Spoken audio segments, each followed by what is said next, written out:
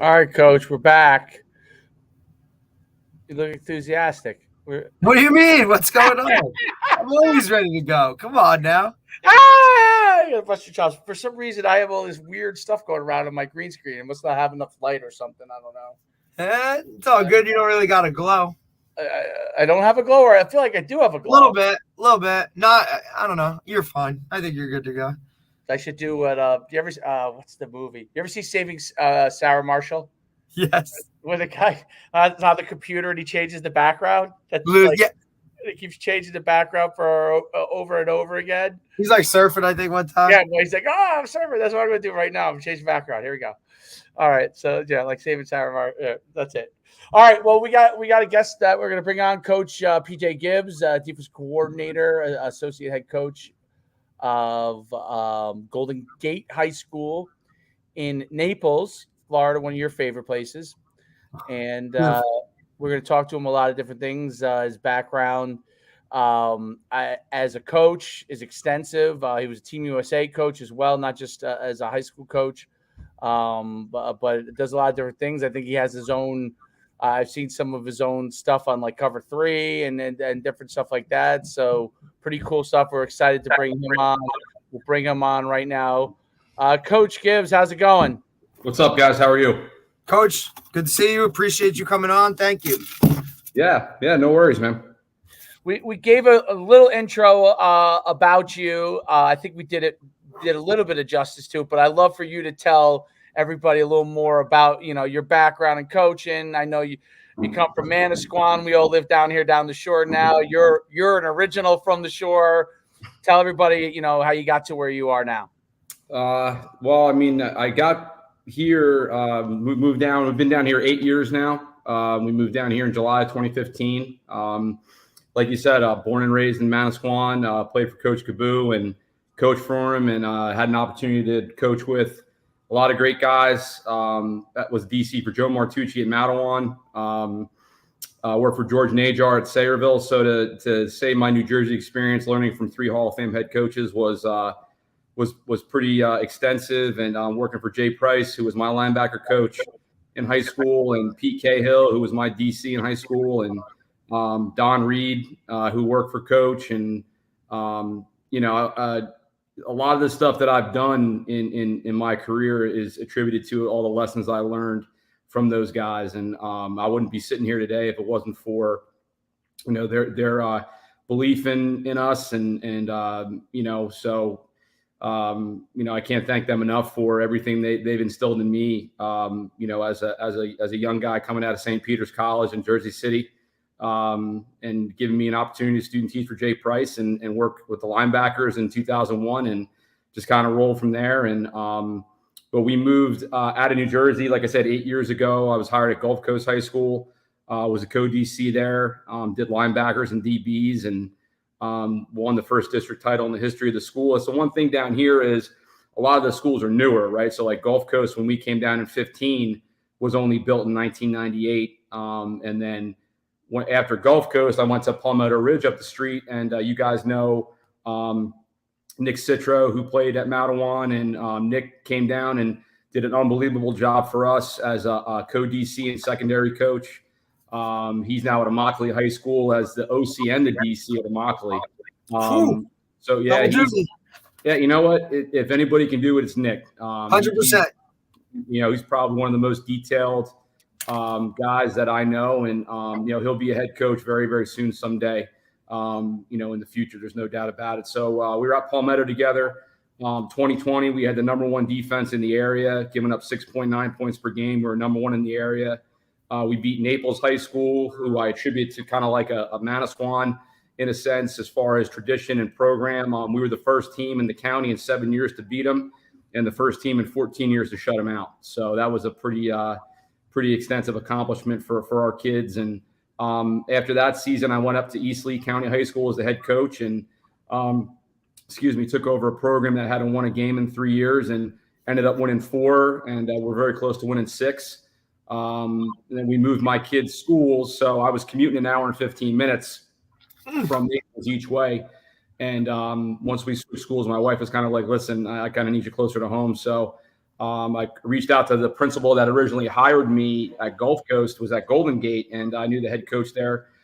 We had worked together for a year at Palmetto Ridge, and asked if there was a job opening, and Nick went to bat for me and gave me the defense, let me do the recruiting, and so this will be my second year there. And if we stay healthy this year, we're going to give a lot of teams on our schedule a lot of issues. So I'm really looking forward to that. And coach, like you said, I got the USA football stuff. I was a head coach for the U.S. national team for 2 years and Japanese team for 1. And that's kind of how this three safety system that I started in January came in to play, because we were very overmatched athletically and physically.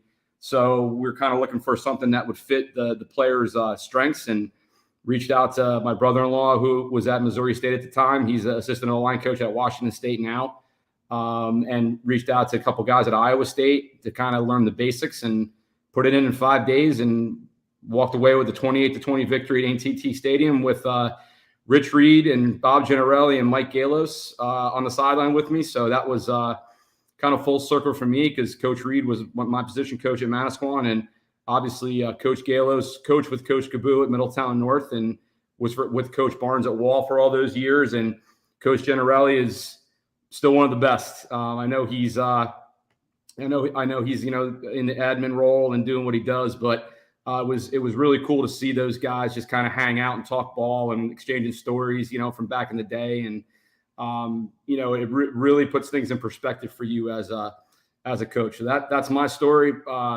Two great kids, 11 and 9, Peyton and Logan, and married to my wife for 14 years, Kristen. Very cool. So did you move down there because of the job opportunity, or you decided you wanted to go to Florida? We moved down. I mean, we had bought a house in 2010, and like anything in New Jersey, taxes never go down. Yeah. So we looked at expanding our house. We exhausted all avenues, Coach, to be honest with you. And I started looking in the Carolinas originally, because my wife is a Clemson alumni. So we were looking at North and South Carolina, and I got offered a couple jobs. And my brother-in-law, who's at Washington State, was an analyst at the University of Missouri for Coach Pinkel at the time. And he was helping recruiting Southwest Florida. So he called me one day and he said, "Hey, man, I don't know if you're looking to move, but there's 7 high schools down here, and they're dying for teachers and coaches. And our certificate has reciprocity down here." So I paid the $150 and got my Florida cert with my master's, because I have my master's in that leadership. And that was kind of it. And I put my resume out. My in-laws had bought a place down here in 2013. So we went down. I did 3 interviews, got offered 2 jobs, and came back to my in-laws' house. And I told my wife, I was like, "If you're ready to do this, it's going to move fast, because we got to sell the house, and we got to get all the I's dotted and the T's crossed." So that was kind of it. It was football is what got us down here. That's incredibly cool. That's a great story. That really is a great story.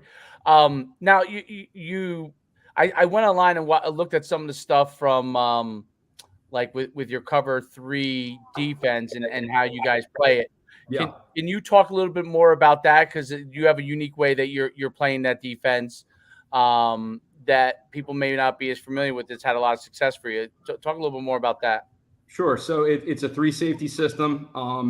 It's a lot of it is still the Manasquan roots, right? So we're still very gap control and gap sound and everything I was brought up in the 4-3.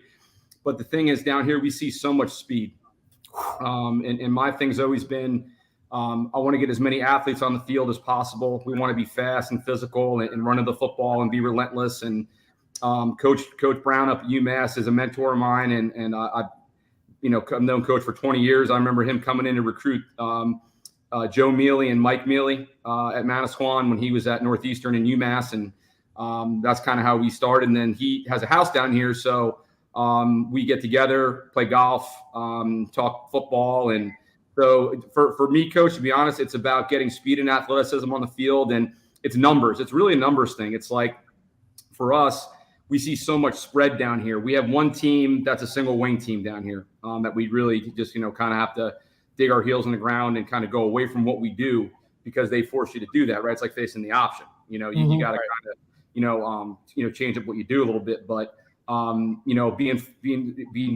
be like 4 over 3 in trips and 2-on-1 on the backside, and just creating a numbers thing where, you're forcing those coaches to hand the ball off that don't want to do that. They want to get the ball out on the perimeter to their athletes. And we're just like and one of the things we preach at Golden Gate is we're going to dictate to you, like as a defense. Like as an offensive coach, you're not going to dictate to me. I'm going to make you adjust and coach your kids and just not do what you want to do. And then we have this whole havoc rate thing that we got from Coach Brown, and the kids really buy into it. So from a schematic standpoint, we do a lot of things, a lot of simulated pressure stuff, but we're not like a zero out pressure team. We play a lot of trap.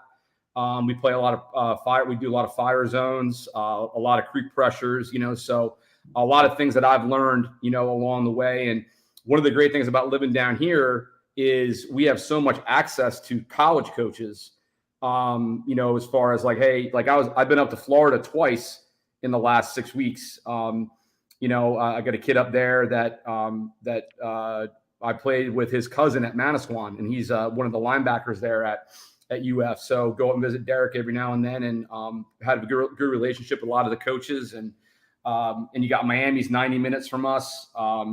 USF is now, 2 hours. UCF is 3. Gainesville's 4. I mean, if you want to buck up and go to Tally, that's like 6. But we have so much at our fingertips here in Florida. It really helps, really helps us. Yeah, I mean, you're looking at Power 5 schools within, hours of driving distance, and you're not talking just any Power 5 school. You're talking places where, you're playing on, like you're on TV on Sundays where guys really want to go the highest of the high level, and in comparison to here, we can drive all those distances too. And then where are we going? We're going to Rutgers. We're going to Maryland, maybe Penn State, if you want to, Syracuse, I guess. So now line up those teams you just said, and then the ones I just said. And what do you like, And outside of Rutgers, everybody's what far are we away. looking at, really? Yeah. Outside of Rutgers, everybody's hours away. So Yep. And we have a good relationship with the University of Michigan as well, with Chris Partridge being back there, and Ron Bellamy's a USA football buddy of mine. And, Chris and I have known each other since he was at Paramus, and Anthony Campanelli's down here. He's assistant DB coach with the Dolphins. So we got Jersey. And he's survived 3 head coaching changes. So Anthony's phenomenal. He's always great, getting back, texting. He's so busy with that stuff. But Jersey, we're everywhere. They can't stop us. We're everywhere. No. There's no doubt about it. It's interesting with the speed that you guys have to deal with in Florida, which is especially, I mean, obviously the Southeast, there's a ton of speed, but Florida in particular has a different level of speed. When you mentioned that you're trying to contain them, so are you trying to force them to run downhill more versus sideline to sideline if they're trying to incorporate their run game, and you corral them, or is it a type of thing by having those safeties playing off in that cover 3 where they're just able to rally to the ball because they can see more, they got more space to be able to maneuver? What is kind of the philosophy behind it? Well, I mean, like anything, like I was saying before, like we're very gap sound. So even with our pressures, everybody has a gap. So we know if something pops, we know where somebody messed up. As far as, with our strength, with us being able to run, we want teams to go east and west. We don't want teams to go, north and south. But again, for us, we see inside, outside zone. We see a lot of gap scheme stuff. GT counter, power. We'll see some power read, some jet, sprint out, a little bit of drop back, out of the gun. But we're so attacking with our pressure packages and stuff. It's it puts our kids in a really good position to make a play. And that, like I said, with that havoc rate goal built in for our kids, they want to get the sack, they want to get the TFL, but they want to celebrate their teammates doing it too, so that's kind of the mantra that, we preach is like, hey, do your job, run to the football, and good things will happen. And don't try to do more than you're supposed to do, because when that happens, then you got 2 guys in the same gap and somebody's band is going to be playing and it's not going to be Golden Gates. That's great. That's interesting. And your Team USA. So how did you get involved with Team USA? Which is from USA Football, I'm assuming, right? So, Yes, sir. how'd you get involved in that? And, kind of what were some of your experiences with doing that? What'd you learn? So originally I got involved. One of our former players at Manasquan, Dan Gant, was working for USA Football, and they had just started these regional camps. Now they have since gotten rid of the tackle football program, which I'm not going to comment on because I'm not going to comment on it. So Danny reached out to actually Coach Price and I and said, hey, it was like 2000. Man, it had to be probably around 2000, 2001, 2000, somewhere around there. No, it was later. It was like 09, I think. I think it was that closer to 10. It was the year we lost to Mattawan. It was I was at Mattawan 06, 07, 08, and I started all those sophomores that were in 07. So the Jared Allisons, the Johnny Shorts, the Danny Clearys. That whole group played MacArthur Underwood. All those guys played defense for me as sophomores in 07 because that was after Citro had graduated in 06. And we just went young. And that team actually, those seniors in 09 won the state title, and I was at Manasquan as the D-line coach. I had left in 08. But I think it was the summer before the 09 season. Danny reached out and said, hey, we're going to do a regional at like Monroe High School. Would you be interested? They pay you like $250. They give you a shirt and you get to coach. I'm like, yeah, sure. So I did regional camps in New Jersey, Pennsylvania, and Maryland from 09 until I moved down to Florida. And then as we were sitting in our rental, my wife and I, because we rented the place before we bought our home, and I was checking my school email, and I got an email from Aaron Ingram. And Aaron Ingram was Colin Kaepernick's quarterback coach at Nevada. He's now the director of recruiting at Miami of Ohio. And it was, Coach Gibbs, we'd like to offer you a spot on the U15 national coaching staff for the defensive backs. And I'm like, wow. And cool.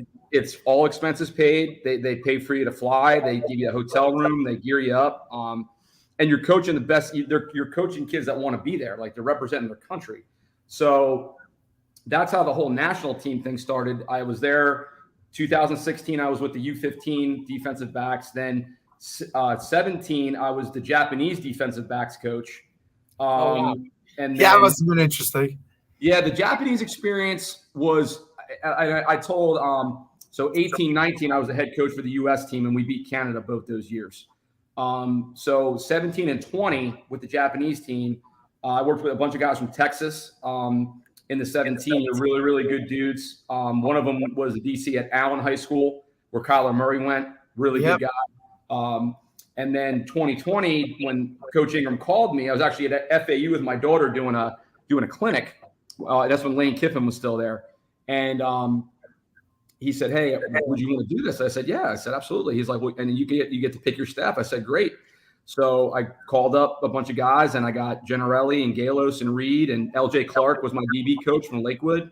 And then I got two guys from Florida, and I told them, I said, guys, listen, this will be the easiest week of your life as far as coaching comes, because we had sent the playbooks to them in November because they had a 12-hour plane ride, coming over from Japan in January. And I just told them, I said, listen, it's a culture thing, man. Like, these kids were like, so perfect example, complete difference. So we're in AT&T Stadium. It's the first drive. The kid misses a tackle, our rover, a middle safety, and he comes over. He's like, his name was Di. And he's like, Coach, so sorry. I'm like, dude, just be quiet. Just go back out there. Don't apologize. Just go out and make the play.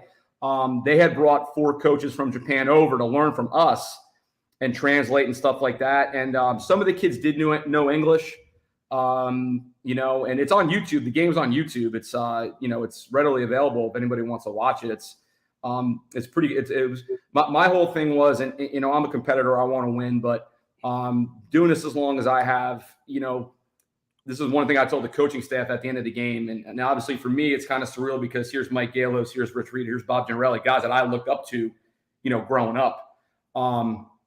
I said, what we just did was allow these kids to have this memory. They can tell their grandkids they flew to the United States and beat the U.S. at football in Cowboy Stadium. I said that to me surpassed anything for me personally. Winning was great, but to give those kids that memory that they'll take with them for the rest of their lives, that to me was paramount. That was awesome. How big is football over there? I'm curious. Like, do they have high school teams in Japan, or how does it work there? Yeah. So what they do is they have like it's weightlifting is optional.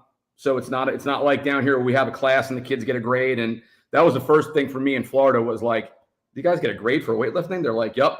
So like we have first period weights for the JV team, seventh period weights for the varsity team, and they get a grade for that. It's crazy. So they do have high school teams. Canada's a little different. Canada has like club teams in different provinces. But yeah, they do have high school teams. And we had two of the kids actually were getting looked at by the University of Nevada while we were out there. The problem was at the time, before COVID, because that was 2 months before the world went, crazy. They don't take standardized tests over there. They don't take ACT or SAT.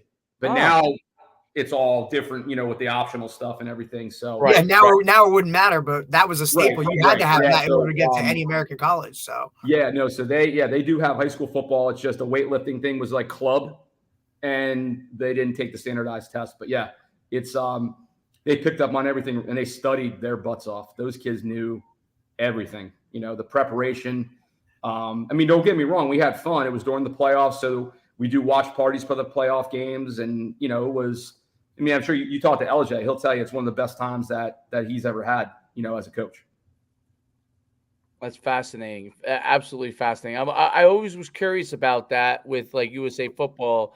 I knew a little bit about Canada because from running showcases of stuff. I've had Canadian kids come down. But I never understood really what Japan's system was, even though I knew that they played football. I just didn't know exactly how it worked. It's really, really, it's fascinating to me. Florida football, and I'm sure Coach D would like to talk a lot about this, and I'm sure you have a lot of viewpoints on it. Recruiting, the type of players you have down there. What is the environment like from a football standpoint with respect to recruiting, and then how is things like NIL affected, maybe your relationships with players or how everything works with recruiting with players? Well, first and foremost, NIL in Florida for high school is not allowed, which is weird because it's Florida, right? So right. go figure. You look at it, like, could you imagine? Like it's legal in Jersey, but not in Florida. So I don't know. I don't know. Yeah. But as far as the recruiting aspect, we get a lot of foot traffic. With because we have the spring football. We have 19 practices and we play a game. So, that's right smack during the middle of the eval period, where coaches can come on campus. We had 57 schools in during the 19 spring practices, and we had a good spring. We had a lot of kids get offers. We had one of our 25 DBs picked up 6 in a week. It's just I think I worked it out to a Florida, Georgia, Texas, California football player, high school football player will get an average of 1,500 more meaningful reps than someone in a non-spring ball state. If you break down like practice reps and things like that, just by having those extra practices, just by having spring ball. Yeah. Crazy. Yeah. And it's, it's something where, for the kids, the coaches can come to practice. Like I never, we had one practice we had Iowa State, Pitt, Illinois, NC State, UMass, FIU, and Florida State all there watching somebody, and that's a lot better for them because they see the tape, but then they want to see the kid. So that's where I think, Coach, it's a different because when I was at Manasquan or Matawan, they'd come in the eval period and it's like, well, here's this kid. All right, well, I've watched this film, but it's not like you're going to walk out and watch them in an individual drill or tackling drill or 7-on-7 or something like that. So that I think has a distinct advantage. And you guys have been doing this a long time.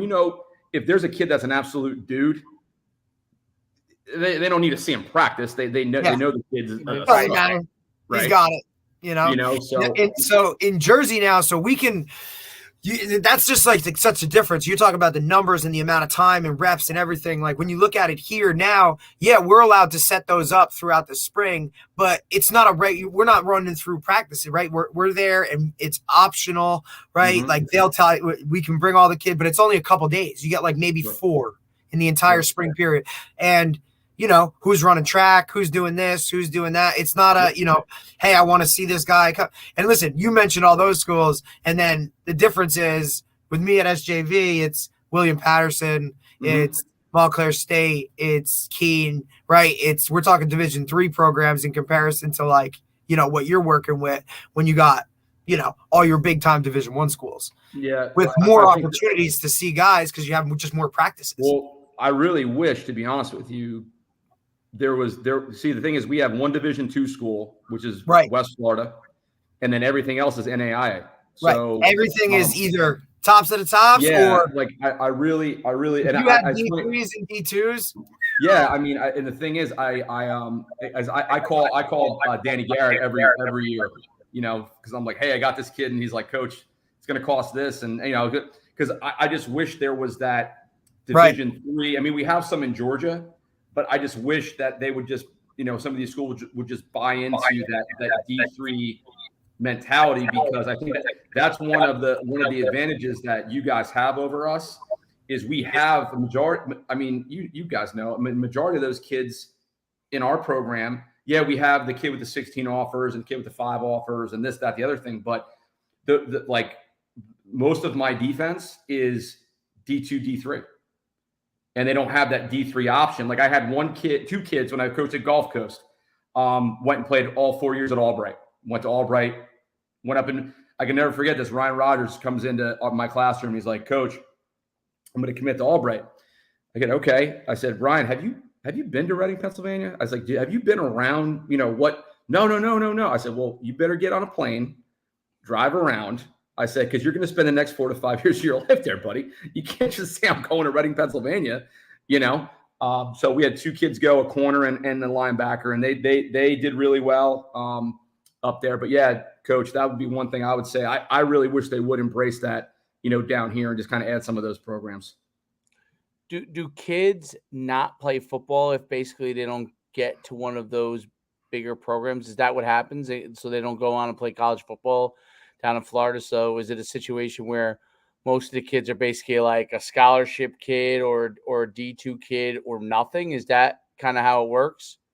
No, I mean, we have the NAIAs do a really good job. Like Kaiser, Coach Socia at Kaiser. I mean, they played in the national championship game last year, NAIA. So, and they have huge support. We're really, really close with their staff. Weber University, which is in Lakeland, Florida. Coach Speakman is recruited everywhere I've been. He's been the Collier County guy, so I've built a really good relationship with him. Southeastern's had some turnover, up there, up in Lakeland as well. And then we have St. Thomas over in Miami. So we do have other options for kids, and then we do get the Ohio schools that come down, like Mountain Union comes down. I've gotten really close with Don Beebe, who's at Aurora.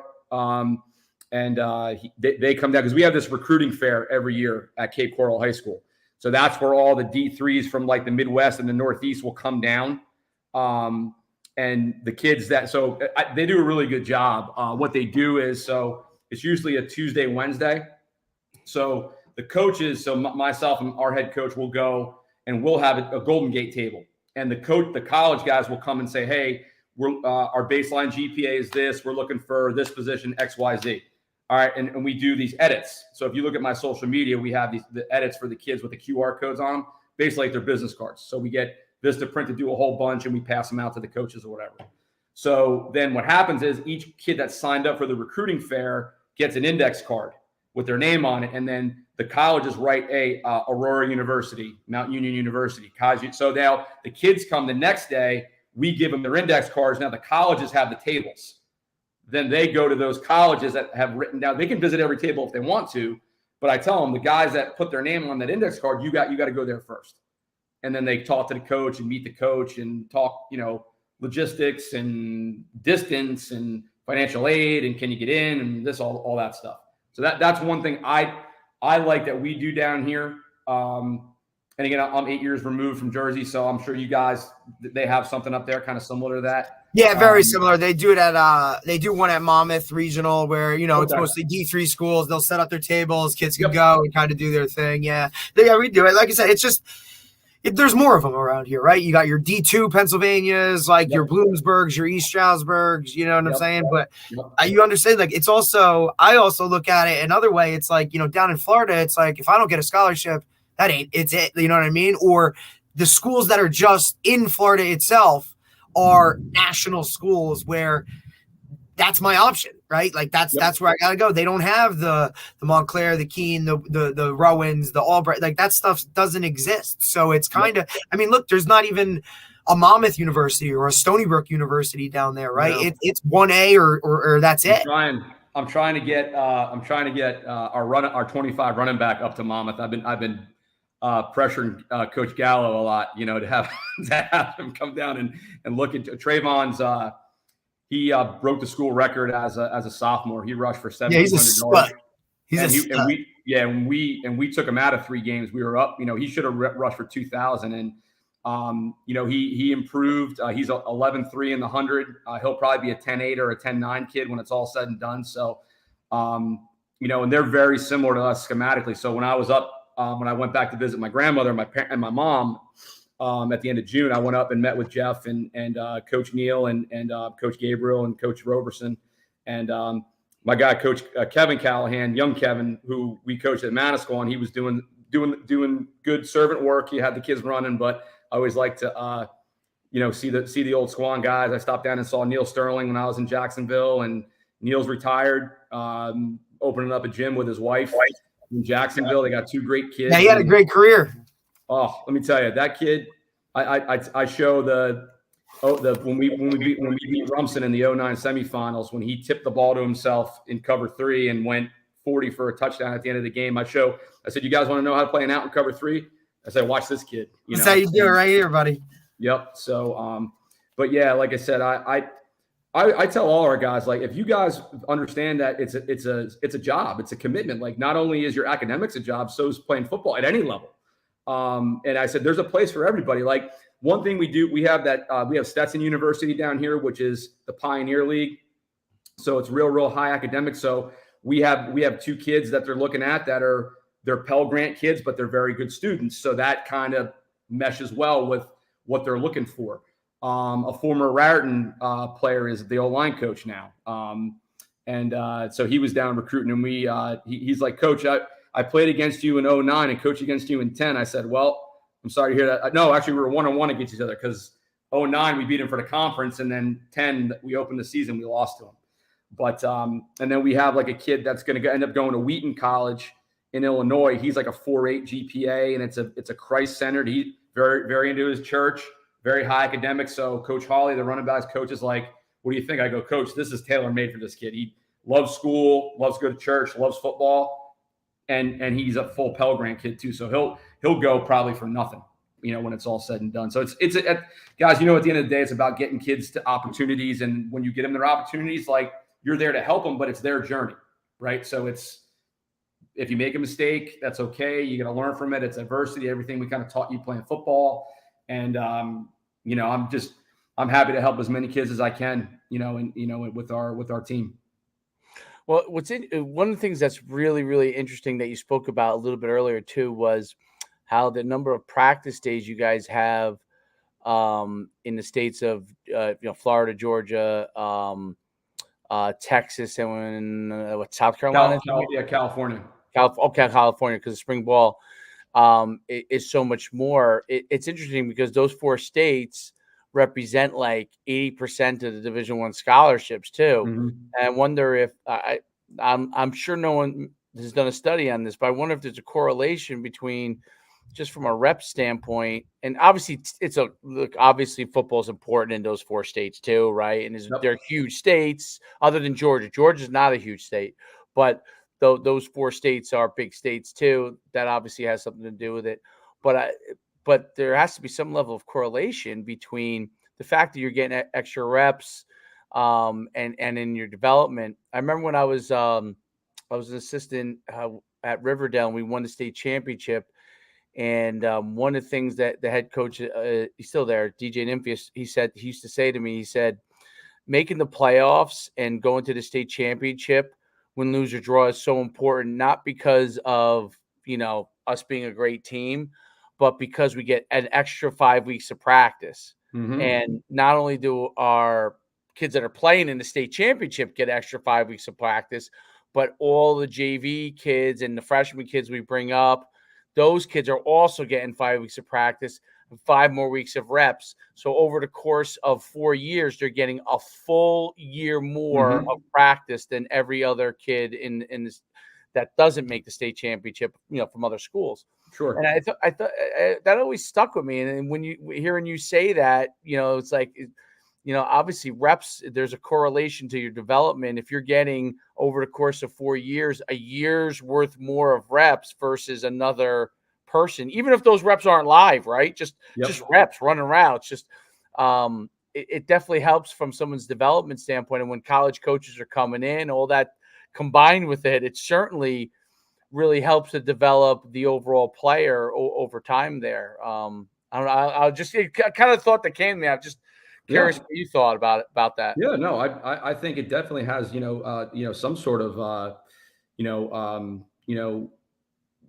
definitely like something has to do, where there's smoke, there's fire, right? So like something has to, correlate with that, but I still say the best high school football player I've ever coached against is Quentin Nelson. I don't care what state he's in. That guy was a freaking animal. He's a monster. I tell the kids all the time, I'm like, I remember going to see them play basketball against Manasquan and RBC, and he's standing under the basketball, under the hoop, and just jumps up and dunks the ball at 6, whatever he was, 275. And I was like, man. And then he came out and just whooped our butt, in that 13 season, in our place. But yeah, no, I definitely think so. I mean, if we make it to the state finals, we're playing 15 games, and as funny you mentioned that, coach, is that I can remember us getting ready to play Somerville in '94 when I was a sophomore, and we were playing them in Giant Stadium, and we're sitting there stretching. And I remember Coach Don Reed, who was his last year as a DC. He's like, you realize there's only 3 teams in the shore practicing right now. It was like us, Neptune, and somebody else. And that always stuck with me. Like for us down here, the goal is to practice on Thanksgiving Day, because that means you're playing in the regional final that next Friday. So I've done it once. Palmetto, we lost in the regional final in 2020, but hoping to be watching Manasquan beat Wall on Thursday after practice and getting a turkey ready on the smoker, and then head out and win a regional championship this year. Very cool. Very cool. Coach, Coach D, you got any other questions for Coach? Coach, just real quick, we had Mike Smith on from American Heritage. He's originally a Jersey guy, and I have a great relationship with him since he was coached me when I was in high school, and then just kind of stayed suit with it. And one of the things he talked about, obviously, and you've already brought it up first, was just the amount of speed in the state itself. So in comparison, think about all your time in the shore, right? We always look at the shore, and it's kind of hard-nosed, blue-collar, run the ball. Maybe we'll throw if it's third and whatever. How was that adjustment for you going from that type, seeing that, to seeing, well, now I'm in Florida and wow, this is different? Yeah, it's there's definitely a learning curve, when I first came down here, because, I could remember, coaching and getting ready for Jared Allison and MacArthur Underwood, getting ready to play against Bennett Jackson, and then early on in my career, going from Manasquan, the year in 2001 when we won it, and then going to Sayreville, and just being, exposed to a whole different part of the state, which I never really had, up in Middlesex County, and, the amount of athletes we had up there, with the Junior Jabby ended up going to Notre Dame, and it's amazing how different those couple exits on that parkway, bro. It changes, man, a lot. So now you're looking at us coming from North Jersey, coming down here. It was like, whoa. Yeah, no, I can only imagine the transition from where you were to there. Yeah, it was. It took a while. I mean, Collier County, we have Immokalee where Nick's at. Traditionally has a lot of good athletes, and Nick does a great job, utilizing them. And then we get into like Naples. Like last year, the year before the 21 season when I was at East, I think Naples beat Golden Gate like 59-0, and then last year we were tied 7-7 at halftime. But they had a running back going to Arkansas and a running back going to NC State. And on our defense, we didn't have anybody that was close to that. So when those guys got those one-on-one matchups, they were Power 5 running backs. And we ended up, I think, losing like 31-21, something like whatever it was. But yeah, every week it's like we open up with Winter Haven in our kickoff game, and they got they have a 6'3", 220-pound 3-star tight end. And then they have 2 little quick slots, and it's something where like you always have to know where their dudes are, but there's also in the back of your mind, you're going, well, that kid over there is not a dude, but that guy could take the ball and go pretty far, with it. So there's always something. You never go into a week saying, this we'll be okay just playing this and whatever. And then you got to get ready for the single wing, which is like with high school kids, it's like getting ready for the freaking option. It's like we see it. Heights had to see it every year with Homedale. So I mean, one thing I tell our kids all the time, this is something that Coach Kabu always told us when we wanted to get into his coaching. He's like, understand when you put your livelihood in the hands of 16 and 17-year-olds, you're going to drive yourself absolutely bonkers. So that sticks in the back of my mind all the time. That's and,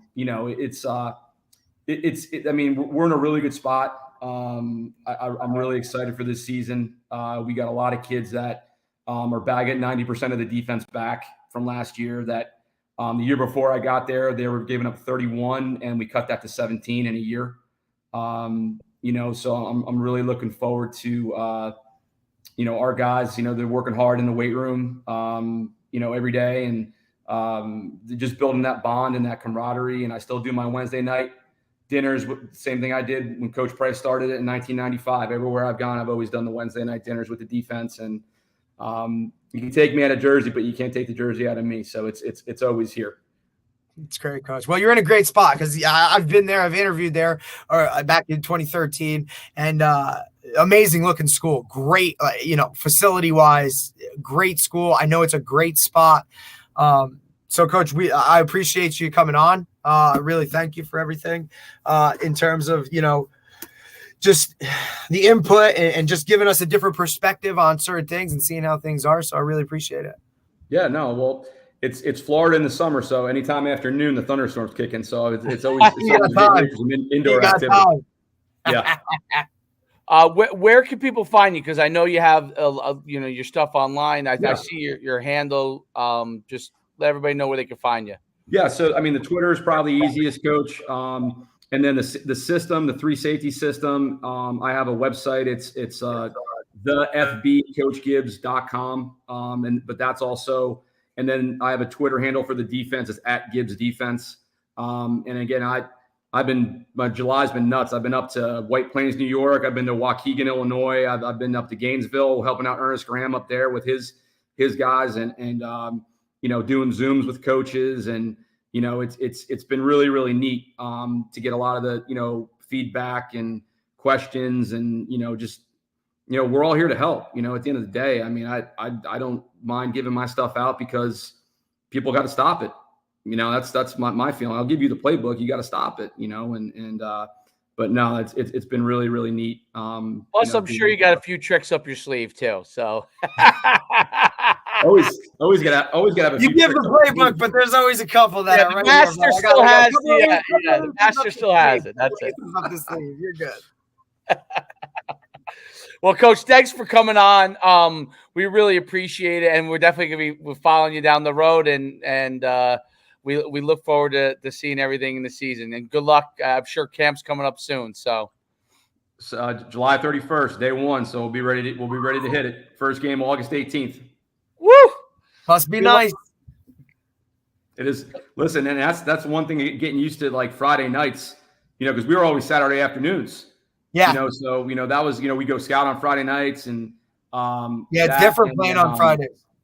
Yeah, everybody's playing Friday, so like you don't get the whole eye test, right? Your whole schedule changes your entire week, how you prepare. It has everything to. you got to go through because it's you look at the you look at the max preps and it says, well, this kid's 6'4", and I used to like to go watch. I'm like, that kid's 6'1", right. He's not 6'4", you know. And then we start so early, we actually get out, we end school. We talk about this all the time. Schedule before we get out Memorial Day Friday. Yeah, you're out for like a month before my guys are even. And listen, my guys are out early anyway because it's private school, right? So that in itself, you're more on this college routine, the college schedule where that guy can go like that. I mean, listen, we see it all the time. That's the way. And we've even started early, right? We'll play week 0, which is August 20, whatever. I mean, you're still a week ahead. Mm-hmm. Yeah, so, no doubt. It took a little to get used to, but year 8, I think we're okay now. Absolutely. Thanks again, Coach, for coming on, and we'll see you real soon. Appreciate I appreciate you guys. Again, buddy. Thanks, very Coach. Much. Bye. See you later. That was great. That was great stuff from Coach, and I have to check out his Cover 3 system. Yeah, it's interesting. Yeah. Did you get a chance to look at any of that stuff? Yeah, I just don't think it's just too much. Like people just run the ball too much here. Oh, they do. Okay. I mean, it's a look. I'm everything. Like if I saw as much shred as he did, it would definitely be something I would look at, right? Because it's like he said, you want your best athletes on the field. Most times your athletes are more athletic, faster, can run and cover and do that type of stuff, But when you see the stuff that we see where, tight ends, 2 running backs, 22 person, you know what I mean? You're seeing more bigger guys that are going to push you around. Now you still need the big dogs up front, right? You need that 4-3 or those extra linebackers on the field. So it's definitely interesting to look at. And from his perspective, knowing what he plays against and seeing that, it's definitely something that's probably worked for him. And that's why he uses it. And now, I mean, look, he's created a market, right? Like he just talked about. I've been in White Plains, New York. I've been over here. Guys are calling him saying, "Hey, can you come and clinic us on this 3 safety defense?" Very cool stuff. Very cool stuff. I always love hearing Florida perspective on speed and all the things that go on from that standpoint. Also, just getting a perspective, like a comparison, right? Like he was a high level. He coached at the highest level of shore conference schools that there could be when they were at their peaks, right? And now, hey, compare that to where you are now. You heard him. It's a totally different. I think there's also, I mean, this is a bigger thing. When he touched about how much practice they get and the rep number he threw out was insane. That's insane. Crazy. Yeah, that was definitely, and it that was crazy. And then, we're not even talking about. And I would have loved to dive into it, but I didn't want to ask after he had mentioned it. But like USA football doesn't have a Team USA. Yeah, he didn't see. Yeah, I guess it was like a post-COVID type of thing. Like, should we bring it back? Should we not bring it back? And then they just said it. Well, the NFL has also become big in pushing. They're trying to flag. They're trying to hit that market. Yeah, NFL flag in comparison. It used to be push USA football. Now it's let's go to the flag. I don't know. Who knows? Yeah, an NFL flag, and that had to be a cool experience. Yeah. Now is NFL. I have to look. I'm not sure. NFL flag is not with USA football, right? No, it has nothing to do with it. I don't think. Because originally NFL had invested in that Team USA. And then they probably went, hey, we want to go this way. Yeah, let's go for flag. Remember the concussion thing. Concussion came out and everything, and it was, what are we going to do to protect our kids and all that kind of stuff. So, and that's fascinating. The school that he's at, man, they have talk about facilities. We're nice. Oh, okay. Gorgeous. It's like a full, campus, right? Like, hey, this is a campus. Like, they got a pond on the campus. It's Golden Gate High School. It's gorgeous. Oh, wow. Jesus. Yeah, man. Like, what? Oh, my God. Yeah, it's a little different than up here. Oh, my God. But listen, you heard I think his story is amazing, right? That place is beautiful. Oh, they got, is that pickleball courts in their other high school campus? Wouldn't doubt it. Oh, wow. That place is. Yeah, it's gorgeous. Yeah, and it's like, I don't know. When I interviewed there, I got a gourmet lunch from because that's what they do. Like they have a really good, like, I guess, like, I don't know, what is it, culinary program within the school. So they each day lunch is like gourmet status. So I had some good pasta down there. I'll take that much. That's incredible. Yeah, it's great. I just love his story of like why look, he was coaching at a high level here. He could have probably taken head coaching jobs at a lot of schools down here that would have been very, very respectful jobs. And he said, you know what, I want to make this move and head down. And he's been at a couple schools down there too. Yep. You know, the other guy he's talking about, Nicky Citro, great kid. I know him because he was an assistant at Montclair after I graduated for a couple years. He's a sure guy. He went down there, and now he's coaching and has taken over some of these programs. They coached together for a year, and now they've kind of broken off and done their own thing. But he's an amazing coach, too. He was really good when he was at Montclair and played in the Shore. So he's down there. You know, I mean, look, it's a nice area to be in, but you saw him, like, he talked about a lot of the same stuff that Mike did at Heritage, right? I see speed all over the place, you know, and the colleges that are coming in and out and the access that they have. I thought that was interesting too. The amount of access that he has to all of those schools, and he can go stop in, talk to those guys anytime they want. I think that's amazing. Whereas, you know, here we have one option in state, they have 6. There's a huge difference between that. It can't, like, these, you know, what do they say, cart before the horse thing. I just believe that all this stuff builds upon itself, and over many years, things pull away because of the way the system is, right? So it maybe didn't start out where. No, but some things take time to develop, and then you ultimately see what it's really about. You know what I mean? That's how Georgia gets better and better every time. Florida, Texas, California, especially name the states that were in that. It's all the ones we talked about. And then, yeah, it's interesting. And in the Northeast, where things have become, the only way I could put it is de-emphasized. That's the only way. I'm talking about football. I'm not talking about anything else. I'm talking about football. It's not what it is there. It's how could a college team in the North? I mean, Ohio State's the closest because they still have some level, and a Michigan maybe, you know, interchangeable. But outside of those two, does any northern school even remotely have a chance? No way. I mean, even those schools probably don't even remotely have a chance. But how could they? They're not going to get enough speed, you know. It's just tough, man. It's just hard. You know, you're asking 30 kids to move hundreds and hundreds of miles away. Over time, that doesn't happen. It's just not. You know, they just don't do that.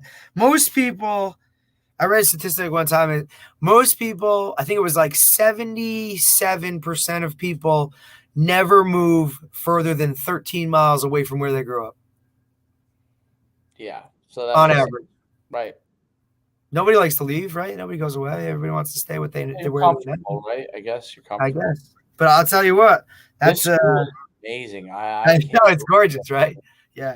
I might move right now. Yeah, well, it just so my kid goes to a school like this. Jeez. Yeah, and that's a public school. That's a public school looking like that. Oh my goodness. Well, anyway, I'm getting. I should show everybody what I'm looking at. I guess maybe just before I go, just so they can see what I'm wowing over a school. You know, they got good colors, man. They're like, they're gold, they're black and gold, like a real gold. So they get after it. I'll just show it quick before we go. Is it showing here? Yeah, there it is. Yes, it is. That's right there. That's you could barely in the right corner see the stadium. There's a whole campus beyond that. Let me see if I can find it. Oh yeah, the foyer walking in is pretty hard. Yeah, they're the Titans, I think. There you go. Not bad. I love how look. All right, as a track guy, you know what I think is the coolest thing? The corners. So these in the 4x1, these are the zones that you must hand the baton within.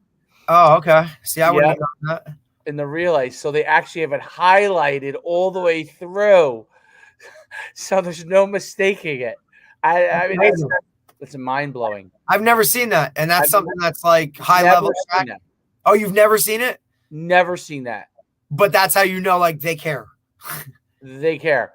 Like, that track coach was at every Board of Ed meeting to make sure that when that track went down, that got painted. Or someone came up with the idea. Or maybe he was like, yeah, who knows? Maybe that's something we should. Maybe we could follow up on that. Be like, well, dude, we just want you to know that this track idea is like crazy. That's like I bet you they have like some probably big meets there because that would just be beneficial to any track person, correct? Yeah, it's unique. I mean, the stadium looks great too, but yeah. So that's mine. Like, all right, we'll let everybody go on this. Almost jumped the gun there, but this was great. That was a great podcast, and you know, I just figured he had a lot that relates to kind of what we're talking about, right? And then, you know, I mean, look, he came from here, he went to there. That's one thing, right? He's down there now, so compare that school to what Mike has over at Heritage, and then, you know, he's got a free people are everywhere. He said it. He goes, bro, you know how many people are down?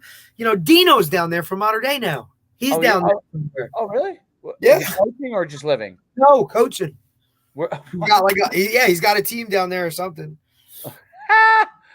Shannon was telling me the other day because he's like tight with him. So yeah. Right. Of course, I was his line coach. Perfect. All right. Till next time. We'll see you guys soon.